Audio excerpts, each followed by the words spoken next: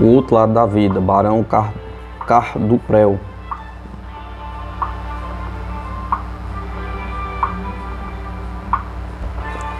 Experiência de morte. As experiências do Coronel de Rojas, tão extraordinárias e interessantes, ainda não vieram, infelizmente, ao conhecimento do público. Escreve-me ele, que não sabe quando poderá publicar a seu livro, que quer intitular Os Fantasmas dos Vivos e as Almas dos Mortos.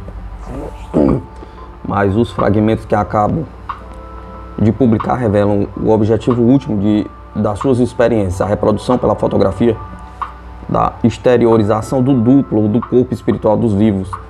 Essa exteriorização artificial não é mais que a cópia do que se produz no estado natural do êxtase. Cardano, que a partir dos 55 anos podia à vontade entrar em êxtase, descreveu da seguinte maneira essa exteriorização astral. Quando entro em êxtase, tenho perto do coração como que o sentimento de que a alma se destaca do corpo. E essa separação reproduz em seguida por todo o corpo, sobretudo na cabeça e no cérebro. Depois disso, não tenho mais noção de nenhuma sensação, exceto a de me sentir fora do corpo. Durante o êxtase, Cardano não sentia a gota que tanto o torturava no seu estado ordinário, porque toda a sua sensibilidade se exteriorizara. Se examinarmos o que se passa no momento da morte, observamos que um aspecto do que se dá durante a exteriorização artificial, a saber, a anestesia do corpo. Se partimos do axioma de que não devemos multiplicar inutilmente as demonstrações, teremos o direito de explicar a anestesia da morte de maneira idêntica à produzida pelo sono artificial. Já vimos que a sensibilidade não adere ao corpo físico, mas é imanente ao corpo espiritual. Disso resulta que no momento em que se constata uma anestesia, produz-se ao mesmo tempo uma exteriorização e vemos igualmente entre os moribundos produzir-se um fenômeno oculto observado nos sonâmbulos. A telepatia é a aparição à distância, fatos demonstrados de modo inconteste nos anais da Sociedade de Pesquisa Psíquica de Londres, sob o título de Fantasma dos Vivos. É característico de todos os fenômenos ocultos que eles só podem ser explicados pela exteriorização do corpo espiritual, ou pelos seus eflúvios. De todas estas demonstrações, podemos concluir pela explicação da anestesia da morte, como idêntica ao estado provisório dos sonâmbulos, isto é, pela exteriorização do corpo espiritual. Além disso, como vemos da experiência, que no momento da morte o corpo fica inanimado, cumpre admitir um segundo processo que não percebemos por ser transcendental, a desencarnação. A morte do homem, a morte torna-se então a essenciação ódica do homem, porque o ó dele não é somente o portador do princípio vital, e também o portador da força organizadora, da sensibilidade, da consciência do pensamento. É, portanto, o psíquico inteiro que participa da exteriorização. A consciência física tem um mérito de haver riscado o sobrenatural dos estudos sobre o universo, mas ultrapassou os seus direitos, querendo ao mesmo tempo negar o lado transcendente da natureza. Seu erro refletiu-se na doutrina grosseira do materialismo, que só considera real o que pode ser verificado pelos sentidos.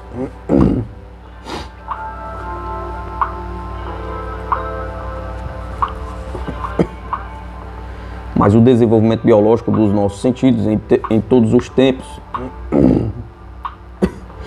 demonstra que a realidade não corresponde à percepção sensorial, e não temos nenhuma razão para crer que a realidade se limite ao círculo estreito do organismo humano.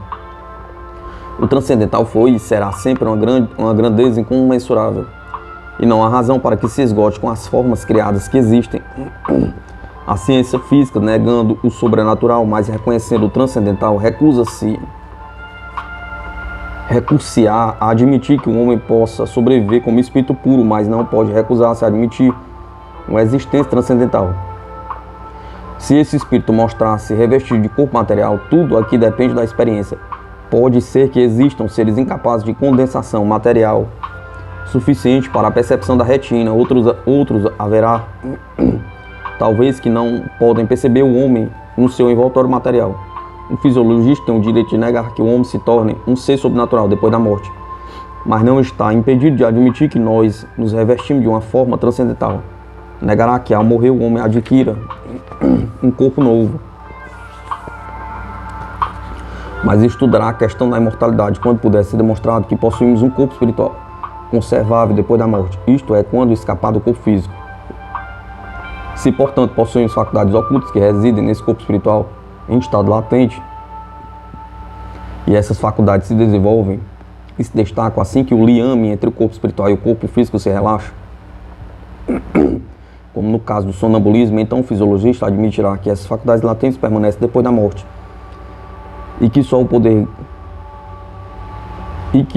que o seu poder ganha intensidade, pois que em lugar de um relaxamento no liame entre o corpo espiritual e o corpo físico, houve a separação, a exteriorização definitiva do corpo astral. Essa separação total corresponderia a uma transposição para o outro mundo e seria então o caso da continuação da nossa existência como seres transcendentais na região transcendental deste mundo. O fisiologista que conhece os fenômenos de exteriorização não negará a aparição espontânea do duplo e admitirá que podemos conservar essa faculdade e dela nos servimos na hora da morte. Será, portanto, forçado a tornar-se espírita, e o materialismo que nos ensina que a alma é simples produto do organismo perderá sua base quando ficar demonstrado que o organismo apenas serve de intermediário à alma, que nossa vida terrestre não é a única forma de existência, que não é mesmo a forma normal da vida, e que capazes como somos de pensar e sentir sem a necessidade de mediação do corpo físico, podemos também dispensar inteiramente essa mediação. Quer isso dizer que o problema da imortalidade entre doravante para os domínios da ciência física, tanto melhor, já que nem a religião nem a filosofia foram capazes de preservar a humanidade do materialismo teórico e prático. A própria igreja mostrou-se aliada do materialismo, protegendo numerosas instituições que não passam de formas de exploração dos crentes, gravando de impostos o nascimento e a morte, e abandonando as obras de beneficência aos cuidados particulares e do Estado. Mas o fenômeno da exteriorização aniquilou completamente o materialismo e deu a prova da imortalidade, independentemente da religião e da filosofia, e até mesmo do espiritismo. Em todo caso, a sobrevivência dos mortos e a possibilidade de uma comunicação com os defuntos permanecerão sempre um complemento da prova da imortalidade, obtido experimentalmente no homem vivo. O espiritismo, tal como se apresenta em nossos dias, está à altura de sua missão, porque não se trata apenas de provar a aparição dos espíritos, é preciso dar prova de sua identidade. E antes de mais nada surge a pergunta sobre se temos o poder de influenciar a vontade dos defuntos, porque o espiritismo ganharia muito terreno se pudesse evocar mais os espíritos e regular suas aparições.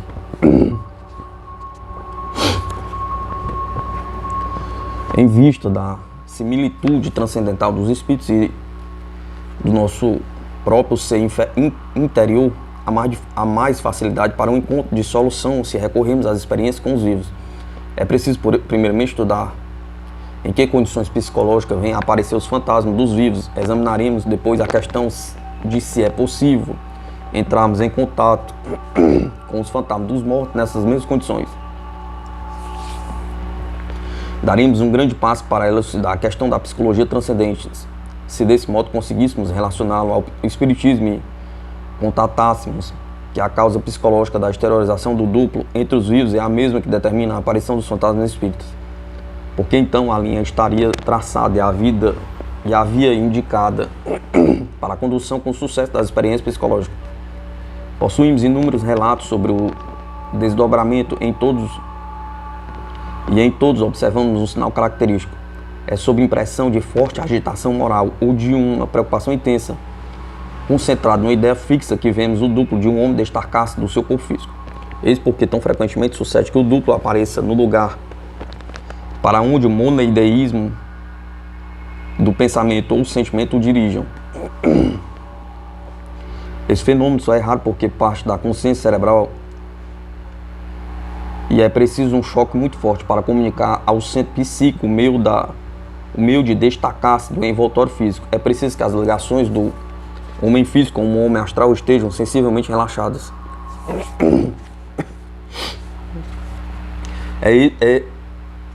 É esse mesmo monoideísmo que seria a causa da aparição dos fantasmas dos mortos em lugares para onde os seus pensamentos os mandam. Como já não possui o corpo físico, tem mais facilidade para transportar-se aos lugares para onde o desejo os impele.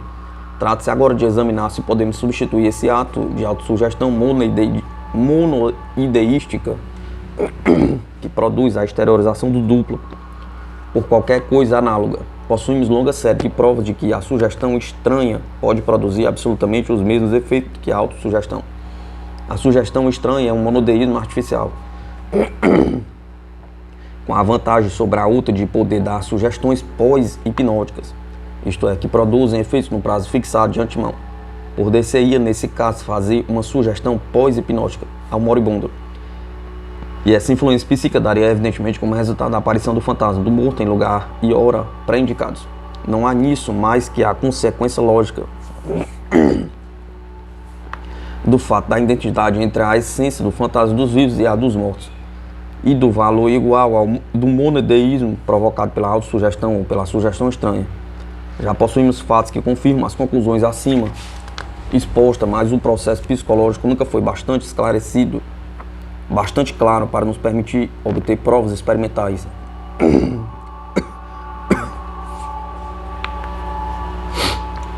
Tanto na literatura antiga quanto na moderna, como por exemplo no Phantasm of the Living, encontramos inumeráveis narrativas de casos em que, no momento da separação ou sob a impressão intensa de um afeto profundo, uma pessoa promete a outra mostrar-se depois da morte. E isso se realiza, seja na hora da morte, seja algum tempo depois. Trata-se de sugestão pós-hipnótica estranha. São estes casos, todavia, bastante difíceis de reproduzir-se, porque a sugestão estranha pode desfazer-se. E no momento da morte, o moribundo é ordinariamente monoideizado por outras impressões, não se recordando da promessa feita. Tais experiências teriam mais probabilidade de êxito se o paciente se achasse em condições mais favoráveis à sugestão. Eis porque eu desejava que se fizesse a experiência de insistir com as pessoas hipnotizadas para que prometessem aparecer depois da morte em condições de antemão fixadas. Uma aparição póstuma seria mais fácil do que uma aparição pós-hipnótica, e o seria tanto mais quanto mais a pessoa sobre quem se tivesse de agir se encontrasse próximo da morte.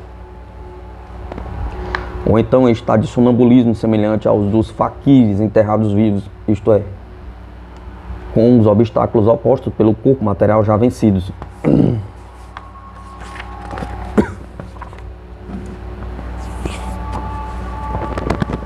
Essa sugestão nada tem de lógica.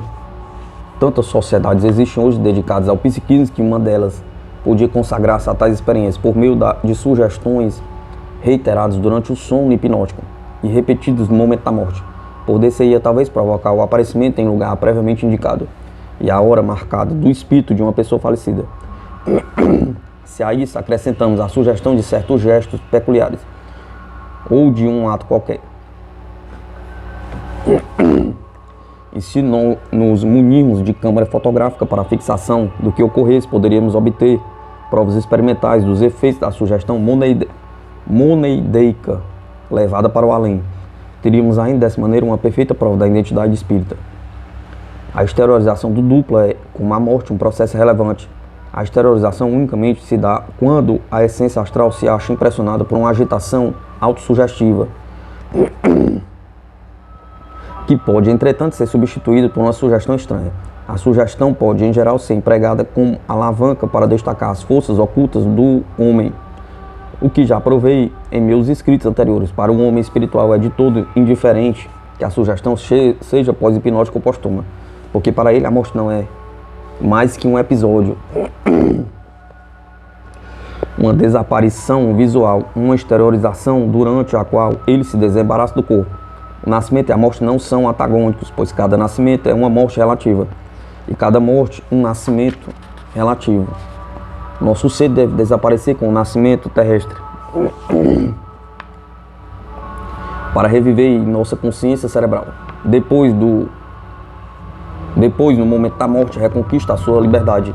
Volta então à sua existência normal, enriquecido ou empobrecido, segundo a utilização que fez de sua vida terrestre, com visitas à vida futura. O ato da concepção nos dá a vida corpórea, Ao nascimento, a alma se reveste da consciência cerebral e por ocasião da morte o espírito adquire as faculdades ocultas. A mudança da vida terrestre para a vida transcendental é tão grande que não podemos concebê-la nitidamente.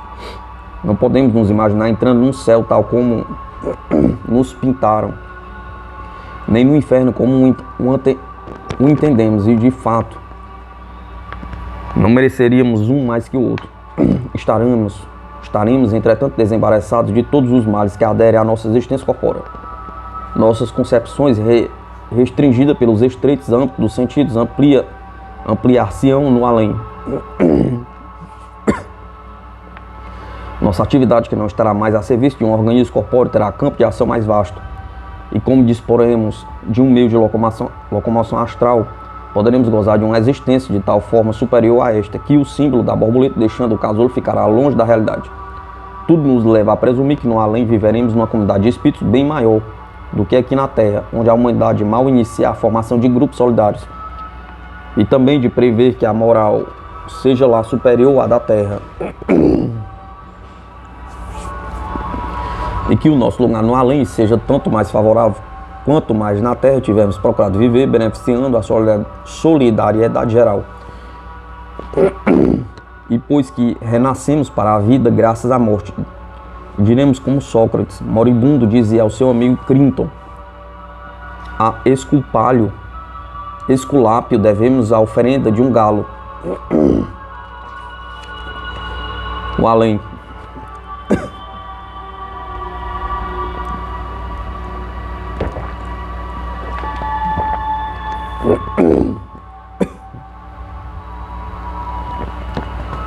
Contemporâneos de um período em que a religião e a ciência se combateram encarniçadamente, vem-nos a tentação de negar a justiça a um e a outro, e olhamos esse conflito como proveniente de uma absoluta divergência de princípios entre os dois adversários, que é um erro. O que é erro? Toda luta na natureza provém de um desvio de equilíbrio. Mas a luta é ao mesmo tempo a tendência para readquirir esse equilíbrio como criação de novas formas. O que se dá na religião também se dá na ciência. O antagonismo não existiu sempre. A causa do dissídio não é, em absoluto, uma diferença de princípios. E mesmo que a ciência seja obrigada a destruir uma parte do edifício da religião, terá o cuidado de não lhe atacar as bases. Pelo contrário, as fortalecerá talvez sem o saber, mas forçada a isso, impelida a isso pela lei do progresso, que é a sua. Na origem de um novo sistema religioso, vemos sempre sustentado pela ciência na época. A união, entretanto, dura pouco, porque a religião, depois de rápido evoluir, congela-se em dogmas estreitos, ao passo que a ciência marcha irresistivelmente para o progresso. E quanto mais avança, maior se torna o seu antagonismo com os dogmas. Os dogmas, porém, que parecem imutáveis, em certos momentos mudam, sofrem outra interpretação.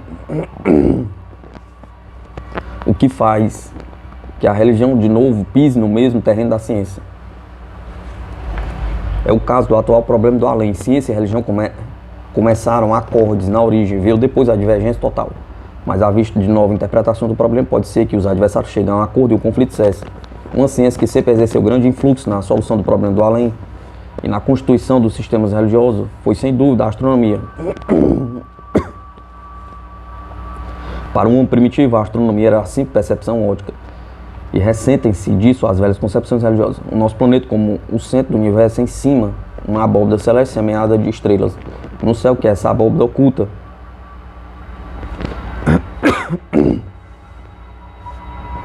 O primitivo colocava as potências que tudo governam, e se ele admite a sobrevivência da alma, é lá que a põe depois da morte. O homem primitivo não tinha nenhuma ideia das dimensões do espaço, não conhecia as leis que regem os astros, formulados por Kepler. Quando, ao cair da noite, via aparecer as estrelas, julgava-as de volta. Sua desaparição era para ele apenas um afastamento, e o reaparecimento diário do Sol era saudado como uma graça especial, não era considerado um movimento celeste.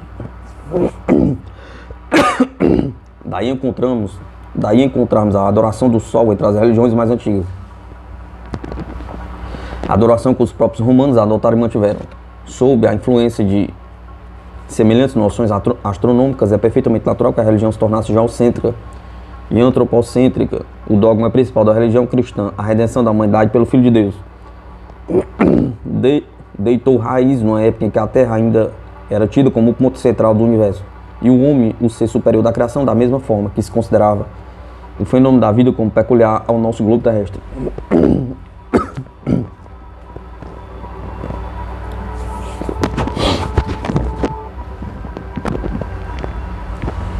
Copérnico, indo além da aparência ótica, deslocou a Terra da sua hegemonia e, continuando a sondar as profundezas do espaço, reduziu o papel da capital do universo ao de uma modesta aldeia de província.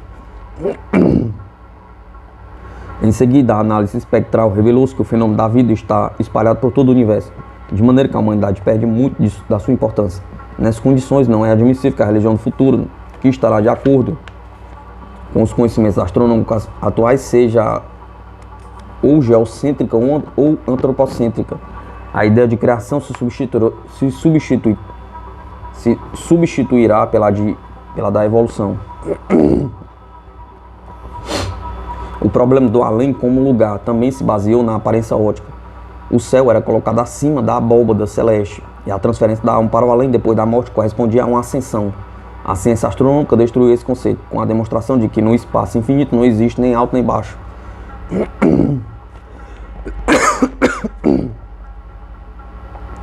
Mas essa adaptação de nossas vistas ao progresso da ciência não significa o renúncia da crença no além.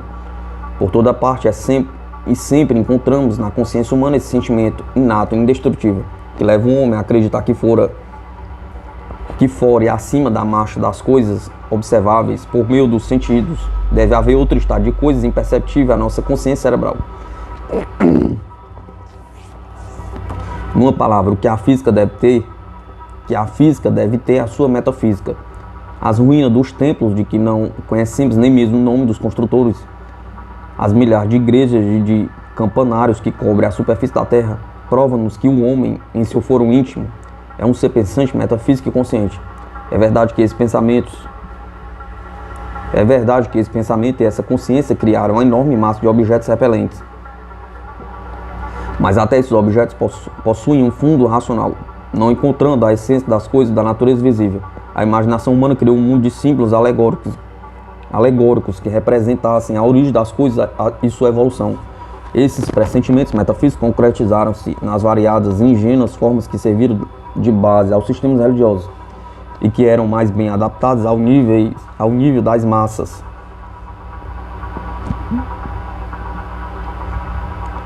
A expressão mais pura de tais instituições aparece no sistema filosófico dos gregos e germanos.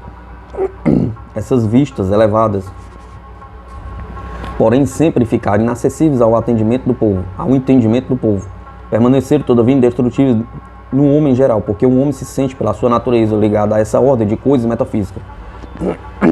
Sempre se esforçará por examinar as relações existentes entre ele e a causa primeira. É verdade que os sistemas religiosos firmados nessa base especulativa nunca chegará a tomar forma concreta. Mudaram pouco a pouco de aspecto para dar lugar a outras formas.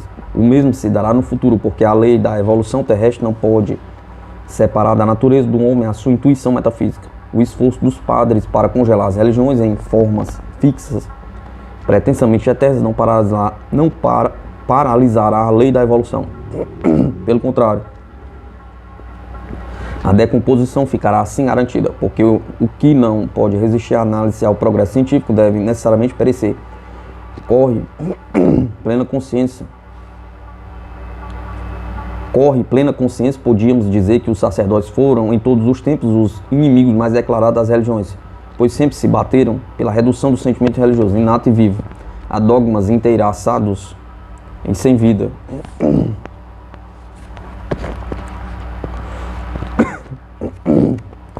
Os sistemas filosóficos que procuraram explicar as relações do homem com o estado metafísico das coisas variam segundo as épocas. Mas embora um desses sistemas encontrasse às vezes uma fórmula correspondente, a verdade e a realidade era sempre uma pedra apenas para o futuro edifício da verdade. O universo continua imenso e incompreensível. Os espíritos mais eminentes têm em vão tentado resolver o enigma. Nenhum mortal conseguiu ainda levantar o véu de Ísis.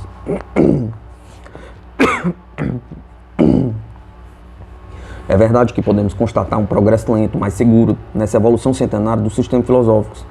Mas quem não souber ver com perspectiva, tudo vê como obra de Sísifo e não tem coragem de interessar-se.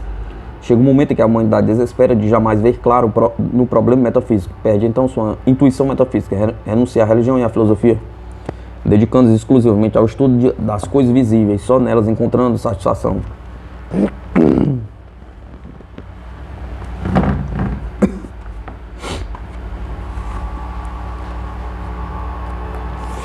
Certo que essa fase tem também o seu lado bom e é mesmo necessário ao progresso da civilização. Mas quanto mais esse sistema se desenvolve, mais se revela inimigo da civilização.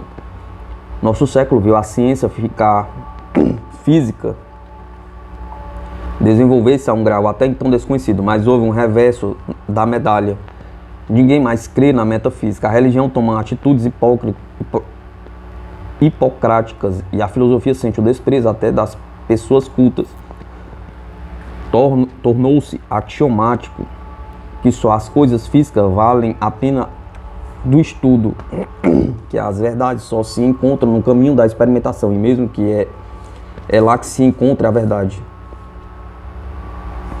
Reconhecemos de boa mente que os estudos físicos substituidores da metafísica trouxeram-nos muitas vantagens, tornaram possível um grande bem-estar material e puseram as forças da natureza a serviço do homem. Em compensação, criaram a tendência de só darmos importância às coisas visíveis e terrestres, com a negação de toda a metafísica. E há nessa atitude o mal dos perigos, qual seja o afrouxamento da moral. É absurdo pretendermos cultivar a moral a outros sentimentos idealísticos sem os quais a comunhão humana não pode substituir como corpo solidário e tirá-los do seu chão natural, a metafísica. Nessas condições, a moral e esses sentimentos infalivelmente perecem e, em consequência, surge a brutalidade e a indisciplina das massas.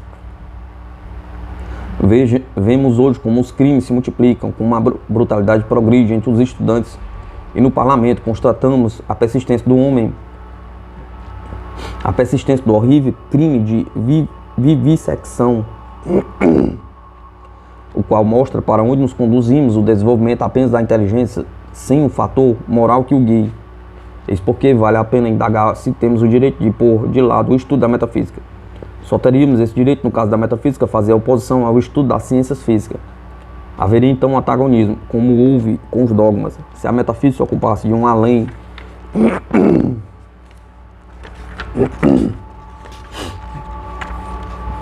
sobrenatural, então sim, não teria mais probabilidade que a religião de entender-se como uma ciência física, pois a ciência só pode basear-se na lei da causalidade. E o sobrenatural foge à investigação, e a ciência só pode estudar o que é natural. Antes de mais nada, temos, portanto, de examinar o que se entende por além, para ver se o conflito entre a metafísica e as ciências naturais, e se é real ou aparente, ou se não poderíamos fazê-lo cessar dando ao além uma definição mais clara, mais exata. O fisiologista e o filósofo podem facilmente entender-se caso partam de um axioma comum. Só é possível encontrar a verdade por meio da experiência. Mas, se são sinceros, deverão ao mesmo tempo perguntar: o que é a experiência? De um lado temos o homem, o experimentador. De outro lado temos a natureza, ou o objeto a investigar. Não pode haver experiência se o objeto em exame não impressiona o experimentador. Sem impressão não há experiência. Temos, pois, primeiramente de indagar se recebemos impressões de tudo, quanto se acha na natureza ou de apenas uma parte da natureza. Em outros termos, será que possuímos tantos sentidos quanto forças há na natureza? Essa pergunta recebe resposta negativa, tanto da ciência como da filosofia. E é quanto basta para nos fazer voltar à metafísica. Surge depois a segunda sugestão: de que maneiras essas forças nos impressionam? Surgirão elas aos nossos sentidos, tais quais são na realidade? A resposta é ainda negativa. Kant tornou-se a pedra angular da filosofia por insistir na necessidade de estudar primeiramente o órgão experimentador antes de estudar o objeto a experimentar. Eis a essência da crítica da razão pura. A ciência natural diz o mesmo. A impressão recebida das coisas depende do órgão que as observa ou que as percebe. A vibração do éter traduz-se em calor quando reage sobre a sensação e torna-se luz para os os olhos. A experiência, portanto, não é absolutamente objetiva, muito pelo contrário, é subjetiva, não passa de uma experiência do nosso estado de consciência. A experiência consiste em mostrar de que maneira os objetos reagem sobre uma certa organização. O homem, a experiência não nos diz que o homem é, não nos diz tão pouco que sejam os objetos que nos cercam. Nenhuma experiência pode resolver esses enigmas, apenas aprendemos a conhecer a maneira pela qual as impressões recebidas reagem sobre a organização humana, isto é, o modo de reação de um X sobre Y. Quem pretende experiência mais exata desconhece os princípios elementares do raciocínio. A extensão da nossa experiência está, portanto, circunscrita pela nossa organização. O número dos nossos sentidos e suas faculdades são limitados. Assim é que os nossos sentidos não são mais do que obstáculos, mais do que intermediários para favorecer nossa experiência. Nossa experiência é tão somente uma parte da verdade, e mesmo de uma verdade muito relativa, pois só é verdadeira em relação à organização humana. Seres organizados de maneira diversa sustentariam que a nossa verdade é erro. Heráclito alegou que os nossos sentidos são mentirosos, e Protágoras nos disse: o homem é a medida de todas as coisas, das coisas reais tais quais são, das coisas reais tais quais não são. Nosso órgão intelectual, portanto, nos induz em erro sobre a maior parte dos nossos conhecimentos e falseia pouco que nos apresenta. O axioma de que a verdade se baseia na experiência só nos serve como ponto de partida, porque a reflexão mostra que a experiência não faz mais do que nos conduzir para a rota limitada das ideias subjetivas, sendo incapaz de dar-nos verdades objetivas. A ciência natural nunca pode, portanto, substituir a filosofia, pois só estuda o que incide nos sentidos. Impossível basear-se na experiência uma verdade objetiva, e pois a experiência nunca poderá servir de fundamento para uma doutrina universal. Para conhecer toda a verdade por meio da experiência, seria preciso que o homem tivesse tantos sentidos quantas forças há na natureza, adquirindo o conhecimento das coisas tais como elas são, em vez de julgá-las segundo a impressão que recebe por intermédio dos sentidos. Possuímos, pois, realmente uma metafísica. Tudo que é imperceptível aos nossos cinco sentidos, tudo que não rege sobre nossa organização é provavelmente muita coisa. Tudo isso pertence ao domínio da metafísica.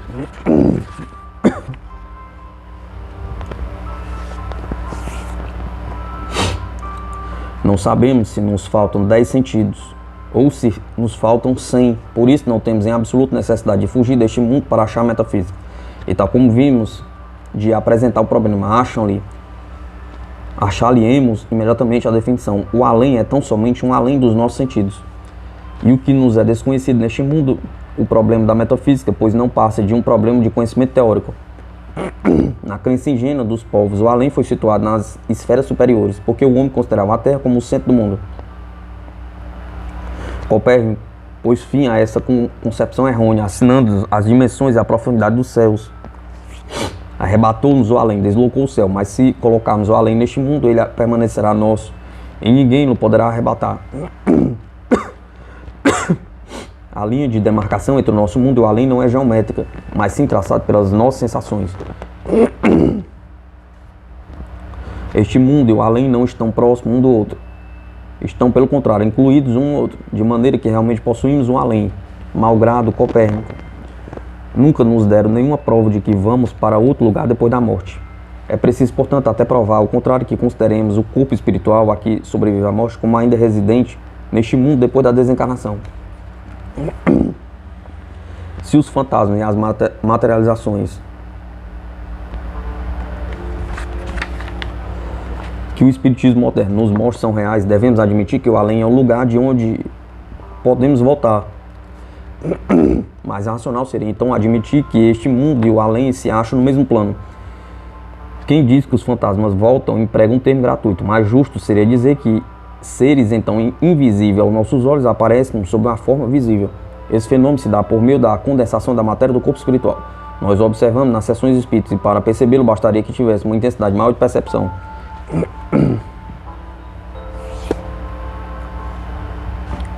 O corpo espiritual é a essência do nosso ser. Vemos-lo agir telepaticamente por intermédio de suas faculdades ocultas. Vemos-lo tornar-se visível na exteriorização do duplo E nos casos de telepatia, podemos igualmente admitir que toda a substância terrestre possui, como ser animado, uma substância metafísica. Existe, portanto, todo o mundo metafísico, que se confunde no espaço com o nosso mundo terrestre. Eis o que pretendia expressar o espírita de Estélio ao dizer: possuímos tudo quanto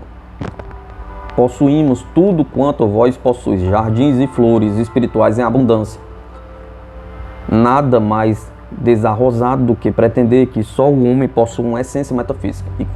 E quando por toda parte ouvimos repetir que só o homem possui uma alma imortal, vimos a tentação de perguntar por que motivo esse privilégio se confere aos asnos de 2 patas e não aos de 4.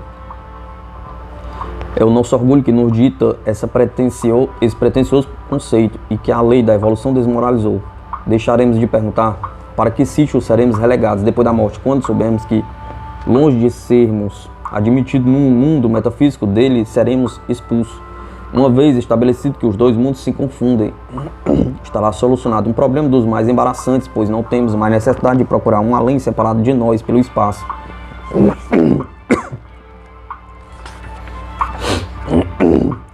É verdade que outros problemas substituirão esse, mas com o mérito de não serem criados pela imaginação. Nada absolutamente sabemos da relação entre os nossos sentidos e o objeto transcendental que estudamos. Não sabemos em que proporção o mundo metafísico supera o físico. Poderemos, portanto, perfeitamente admitir a priori a existência da 4ª dimensão de que falam os grandes matemáticos e que eminentes astrônomos admitem. Vários fenômenos observados nas sessões espíritas parecem prová-la. Outro problema surge ainda quando admitimos a simultaneidade dos 2 mundos. O problema da reencarnação. É possível apresentar provas em favor dessa tese, pois a reencarnação só seria necessária se os meios de progredir no além não forem suficientes. Por outro lado, é impossível admitir que uma só vida terrestre basta para aproveitamento de todas as vantagens que dá a vida corporal. Podemos aurir. E se os 2 mundos são entrelaçados, não seria voltar à Terra. Se conseguirmos retornar a fé na sobrevivência no além, então só por meio do raciocínio, teríamos dado um grande passo em prol do problema da moral, pois vemos que só por causa da moral é que a fé na imortalidade cria valor. A moral baseia-se na crença de uma metafísica, mas nunca em dogmas, nem mesmo na existência do além. Para a moral é indiferente que nossas ideias evoluam para o panteísmo ou para o teísmo, ou que encaremos o mundo com um formigueiro ou uma colmeia. Todas as religiões, não obstante as suas divergências dogmáticas, fizeram o trabalho útil como educadores da humanidade, embora só por tempo limitado, porque é assim que o progresso científico prova a insuficiência de um dogma, a moral tem necessidade de admitir outra base metafísica. A vontade pedagógica da religião não reside, portanto, no dogma, sinal característico da divergência das religiões, reside no ponto capital, em que todas as religiões se unem, a saber, a crença na imortalidade. Se essa crença na imortalidade apoiasse em pesquisas e experimentações da ciência física, torna-se-á universal. Os homens darão mais importância à vida no além e esforçar-se-ão por viver de modo a se beneficiarem na vida futura. Lao Tse bem reconheceu quando disse: desenvolverei a alma imaterial e então as gentes trabalharão elas mesmas na sua melhoria. Aquele, portanto, que conseguisse dissipar os errôneos pontos de vista humanos sobre a morte e a vida futura seria um reformador com relação aos vícios sociais proliferados graças à doutrina materialista. O amor ao próximo ganhará terreno mais depressa se o homem vir-se desde o presente ligado à vida que continuará no além, em vez de acenando com promessa de recompensa no céu ou ameaçado pelos rigores do inferno. Se o mundo metafísico não é mais que o lado interno e invisível do mundo físico, estaremos então em liame contínuo com os seres que nos cercam no além. Como estamos com os daqui de baixo, estaremos ligados ainda mais intimamente com como mostrarei adiante. Quem mais benemerência acumulou na vida terrestre, mais vantagens colherá no além. E dessa maneira o amor ao próximo e a futura felicidade pessoal ficarão unidos pela lei de causalidade. O outro lado da vida, Barão Carro do Prel.